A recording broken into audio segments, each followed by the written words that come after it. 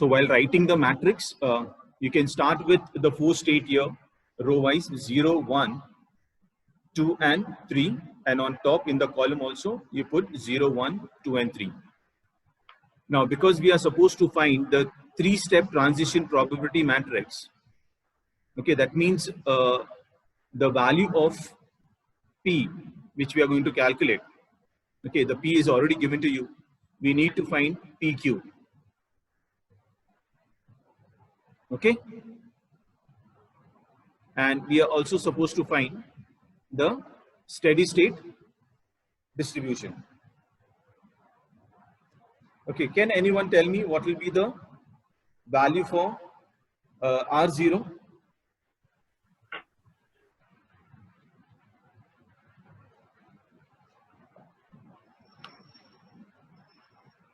Is it given to you?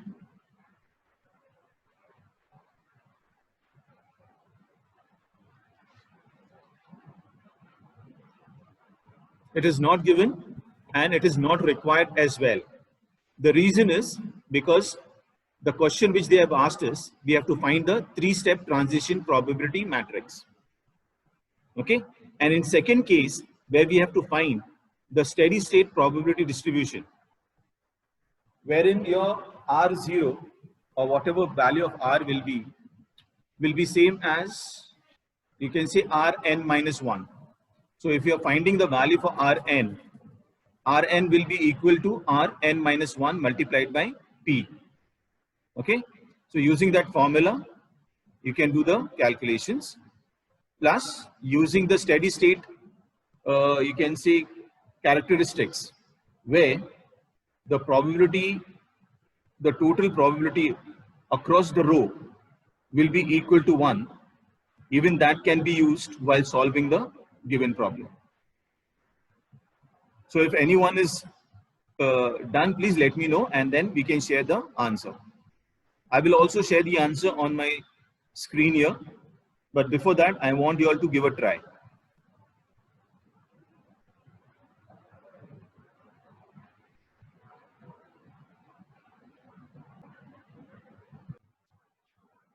So the answer for my 3-step transition probability matrix is this. That's the end of my first part which is asked. We are not supposed to go further from here. Okay. The second part which they have asked is to find the steady state distribution, right? Probability distribution. For that, what I'll do is I'll make use of the formula. As you know, if the steady state is given, in steady state you have pi p equal to pi. Now pi here I have taken as my steady state probability. Okay, and pi will be now represented by 4 states: pi 1, pi 2, pi 3 and pi 4. Second property of steady state probability is that the total of pi 1 plus pi 2 plus pi 3 plus pi 4 will be equal to 1. Okay, so using these 2 properties of state probability or steady state probability, we are going to solve the problem. So we do not require the initial, you can say, probability matrix. That is, R0 is not required in this case. What we are going to do is directly make use of pi 1, pi 2, pi 3, pi 4. Okay. Now, using the matrix, your pi 1 plus pi 4 will give me pi 1 here in the resultant matrix. I hope you're understanding this. So if I have pi 1 here, let me go back. Okay. So what I'll do is, let me start with the notation again. I'll put a text. Okay, let me put it here. Fine. I'll have here, say pi 1. I do not have the symbol here. I'll just put x1 here for your convenience, for my convenience. So this is my x1. Okay. Then I have x2, x3, x4 equal to. Okay. Again in the square bracket, I'll write x1, x2, x3, x4. And this has to be multiplied by this matrix. Okay. This is clear. So what will happen is, your x1 will be equal to, when we multiply this whole thing. So if I multiply this row with the column here, I'll get 0.8 x1 plus, now because these two zeros are there, I'm not going to consider this, okay, plus I'll get 0.9 x4. So if I represent this in pi 1 and pi 4, it will be 0.8 pi 1 plus 0.9 pi 4. Okay, so we can write that pi 1 is equal to 0.8 pi 1 plus 0.9 pi 4. Any doubts here? No, sir. Okay. Now, using this first row again, if I want to find out the value of pi 2, or in this case, because I put x2, I'll call it as x2 here. If I want to find x2, I'll multiply this row with the second column. So what will happen is I'll get x2 equal to 0.14 x1 plus 0.6 x2, whereas the other two values are 0, so I'm not going to consider that. So in terms of pi's, I can write pi 2 equal to 0.14 pi 1 plus 0.6 pi 2. Clear? And similarly for x3 or pi 3, I can write 0.04 pi 1 plus 0.3 pi 2 plus 0.65 pi 3. Pi 4 will not be there because we have a 0 here. And finally, in the last one, I'm going to have all the values of pi 1 up to pi 4. So it will be pi 4 equal to 0.2 pi 1 plus 0.1 pi 2 plus 0.35 pi 3 and plus 0.1 pi 4. Is this clear? Okay, I'll erase this and go to the next slide. So this goes off. Coming back. Okay, so using the first equation, that is pi multiplied by p equal to pi, I am using this equation to get the values of pi 1, pi 2, pi 3 and pi 4. Okay, so I'm going to get all these equations. And you have to just solve it, right? Because we have here 0.8 pi 1. Okay, your pi 4 is equal to, get the values or the components for pi 1 on the other hand side. So 1 pi 1 minus 0.8 pi 1 will give me 0.2 pi 1, isn't it? And finally, if I want to get only pi 4, I will get 0.9 on the other hand side. That means we are going to divide it.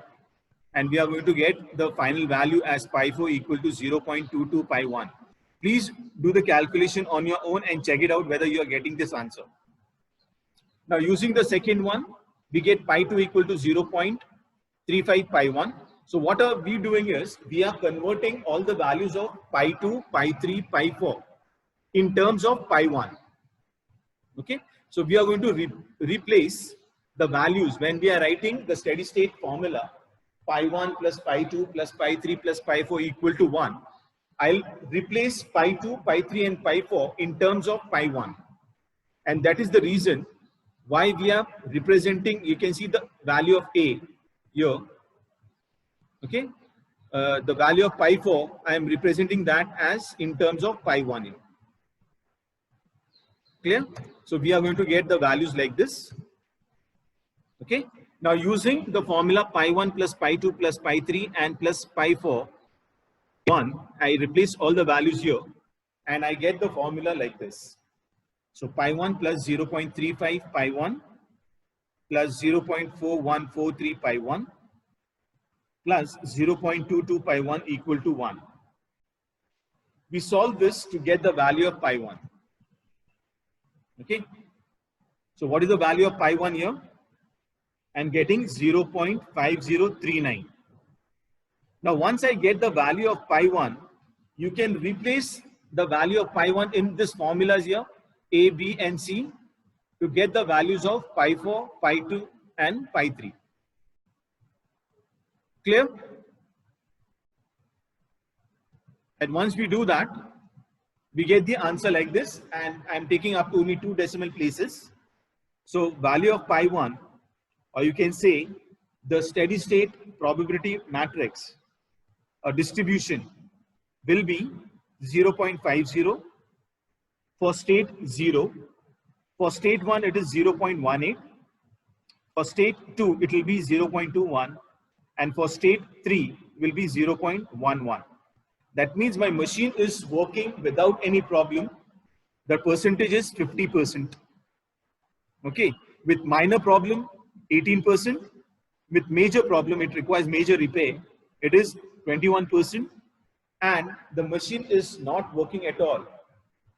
Okay. It needs repair immediately, is 11%. Any doubts? No, sir. Okay, please try this out. Again, I'm telling you, please try this type of problem, because such type of problems are asked frequently. Okay, especially for your steady state. Let us go ahead, and I want to start with the new topic on simulation. Okay, now simulation is again a technique where we are going to predict the values, right? We are going to predict using some simulation technique, and the technique which we are going to use here is known as your Monte Carlo simulation technique. Okay. Now, when do we use simulation? Okay. Whenever we have a very complex situation or a problem which cannot be solved using any other technique. Okay. And it is predicting the behavior, it is descriptive, and we do not need the optimum solution, because using the simulation technique, we are not going to get the optimum solution, but we are going to get some probabilistic solution to the given problem. Okay. So what we do is we convert the real-time problem into a model first. Okay. And we perform experiments on the given model using some random numbers. Okay. Using the random numbers, we are performing experiments. So you can perform n number of experiments on the given model, and depending on the results which we are getting, okay, we can come to some conclusion depending on my observation. Now, all this technique or all the technique for simulation are all descriptive one, and it is not, remember, it is not for optimizing your solution. We cannot get the optimum solution using the simulation technique. Okay, let us go and see the PowerPoint presentation in the next step. First of all, I will give you what are the processes which are required to solve the problem using simulation. Okay, now the first step is always defining the problem and the statement of your objectives. That is my first phase. Okay, so let us see the phases. So defining the problem and statement of the objective is my first phase.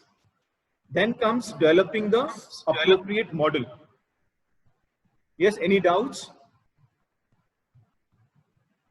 Okay, the second step is developing an appropriate model so that we can represent the given or the real system in a problem form. Now this needs some data. Okay, so appropriate data should be available for the given problem. Only then we will be able to make a model for this. Right? This is my second step. The third step is performing the experiment. Okay, so experimentation with the model. The model so developed is then you can run it using some, you can say, probabilistic or stochastic values which are given to us. Okay, and while solving the problem, we are going to perform the experiment only once. We are not going to perform n number of times. Okay, we'll be doing it only once, and we'll try to find the outcome for the given problem. Whereas in real world, if you want to find the actual solution, we need to perform the simulation n number of times using different numbers or different random numbers. And then we can come to the final conclusion. So third step would be performing the experimentation with the model to study the performance of the model. Okay. And finally, the fourth step would be to analyze and perform the interpretation of the results which we have got. Okay. And we can always keep on making changes to the model so that it, you can say, satisfies my needs in long run. Is this clear? Now, when we are actually performing the modeling and all, when we perform the actual calculations, you will understand it much better. Okay, this looks very complicated when we say we have to define a problem and then the statement of the objective, and then we have to design a model, okay, from the real world and all that stuff. So it looks very complicated, but actually this is the simplest, you can say, form of method which is available right now and which is covered in your syllabus. Okay, let us go to the next step and understand what are the steps which are involved, okay, while solving the simulation problem using the Monte Carlo simulation technique. Okay, so the technique which we are going to use is Monte Carlo simulation technique. Note down all the steps, and these are the steps which we'll be using to solve the problems. And this will be the last slide. After this, we are going to stop. Next time when we come, I'll give you a problem and we'll see how to solve it. The problem which we are going to use, so what we can do is, we'll be given some probabilities to for the given problem. Sometimes what happens, instead of probability, even frequency is given. Okay, so if frequency is given, we need to convert that frequency into probability. Okay, so the given problem is solved using simulating the original data with random numbers which are generated. As I told you, some random numbers will be either given to us, or we can also generate our own random numbers using different techniques. Okay, there's some index also which is given to us, an extra through which we can pick up the random numbers. Or if the random numbers are not given to us, we can consider our own random numbers and solve the problem. Usually for your exam points of view, you are going to get the random numbers using which we have to perform the simulation. Okay, what are the steps? The first step is identify the input variable, collect the data on them, and write down the probability distribution for them. As I told you, if probability is not given, frequency is given, convert the frequency into probability. Okay, so this represents the whole simulation model. So once we write, okay, the data along with the probability distribution, it becomes a simulation model. The next step is to rewrite the cumulative. Okay, once we rewrite the cumulative probability distribution, what do you mean by this? Here we are going to perform the addition of all the probabilities one by one and rewrite the whole table again. So the second step would be to rewrite the cumulative probability. And when we come to the last probability, the total will be 1. Please remember, when we come to the last step, the value should be 1.00. Next, using this cumulative probability distribution, we are going to identify the random number interval. Okay, so we will see how to get the random numbers with an example. Second one, we prepare a table for the random numbers. The fourth step, to be generated to simulate the model. Okay, and if we are given the random numbers, so n random numbers are there, we can use this random numbers. And for each of the random number, we are going to identify the random number interval, which we found in step number 3. Okay, and the corresponding value of the input variable is the simulated value. Now we process this simulated information and then we can summarize the data and interpret the result. Okay, these are the steps. I'll quickly take one example, and when we come in the next session, I'll share a video as well. So let us take the first problem. Now we have a problem here which says that a trader deals in a perishable commodity. The daily demand is a random variable. Okay, that means every day the demand is different. Records of past 200 days show the following distribution. So the record which they have collected is for 200 days and they have come with some distribution pattern and the value is given to us here. The demand of units for 10, 20, 30, 40 and 50 and the number of days. So in total number of days for 10 is 20. That means 20 days it requires, or that the demand is for 10 units. 40 days, the demand is for 20 units and so on. Okay. Now they have not given us the probability here. This is just the distribution which is given and it is frequency. If you look at the table given to us, this is the frequency given to us. Okay. Now the trader buys the commodity at rupees 100 per unit and sells at rupees 150 per unit.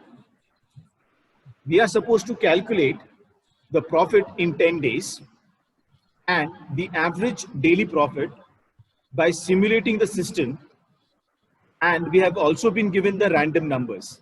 So there are 10 random numbers which are given to us because we have to perform the calculation for 10 days. Okay. So we are going to rewrite this table first. Okay. So we'll have demand per unit and we'll calculate the probability using the frequency. So let us go ahead and start the solution. So to convert the frequency distribution for the demand, if the demand is 10, the probability that the demand is 10 will be how much?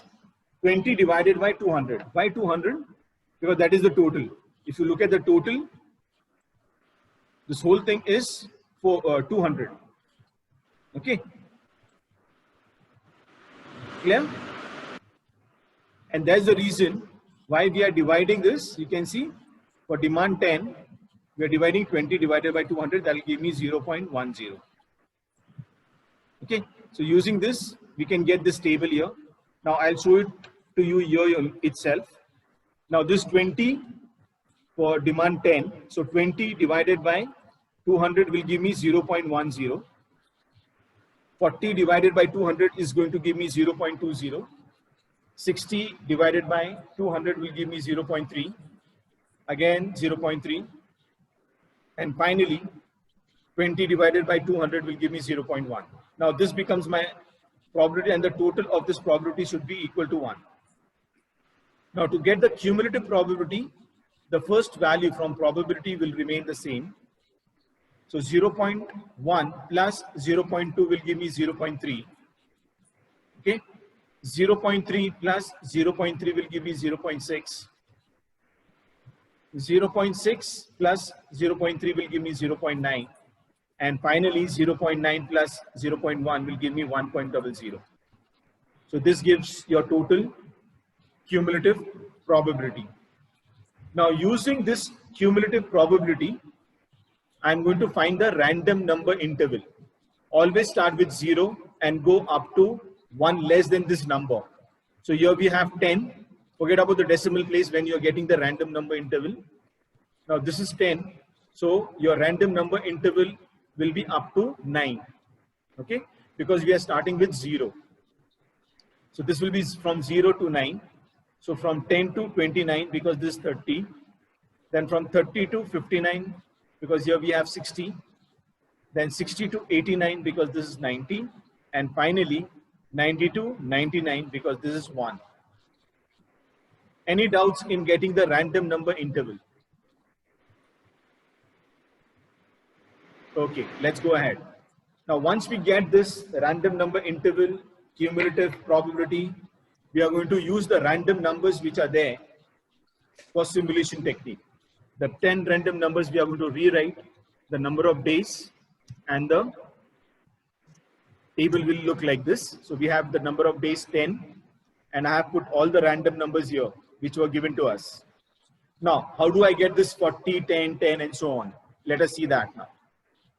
What I'll do is, the first random number is 69.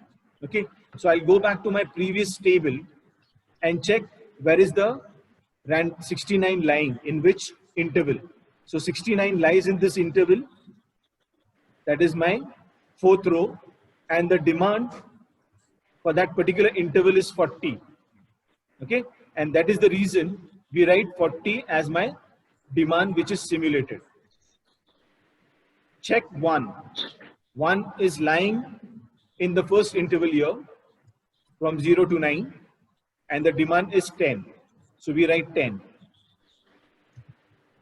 Okay, 0.8 is also lying in my first interval,